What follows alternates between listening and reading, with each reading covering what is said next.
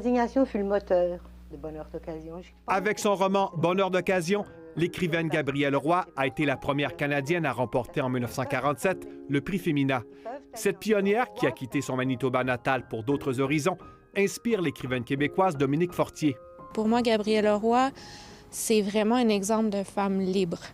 C'est quelqu'un qui a osé se choisir à une époque où c'était vraiment pas facile de faire ça pour une femme.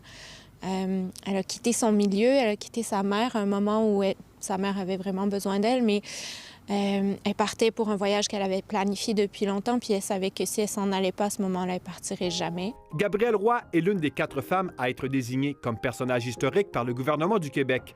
S'ajoute à la liste Judith Jasmin, journaliste pour Radio-Canada dès 1947, où elle deviendra la première femme québécoise à faire des reportages à l'étranger. Judith Jasmin, pour moi, c'est un grand modèle. Je l'ai connue à mon adolescence, alors que je rêvais de devenir journaliste. Quand je la voyais depuis New York, je me disais, comment est-ce possible de rêver, de se retrouver à New York, couvrir les grands événements? Sa qualité de langue, son ton solennel, elle incarnait une forme classique du journalisme dans les années 60. C'était inspirant. Robertine Barry, première femme à vivre du métier de journaliste au Québec, et Laure Conant, la toute première femme francophone à avoir fait carrière en littérature au Canada, sont aussi honorées en cette Journée internationale des droits des femmes. D'ailleurs, elle vient de la Malbaie, Laure Conant.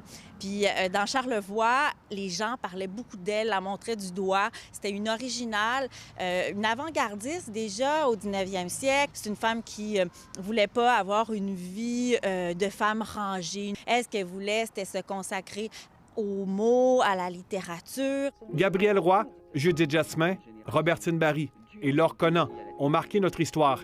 Il y a ici un devoir de mémoire. Puis je pense que je m'en rends compte encore plus depuis la naissance de ma fille. Aujourd'hui, on marche dans leurs traces. Important de se souvenir de ces femmes qui ont fait les premiers pas. C'est comme les premiers pas sur la Lune, c'est dans un autre monde. Le rôle de votre mère dans ce que vous êtes devenu. Ici, Louis-Philippe Ouimet, Radio-Canada, Montréal.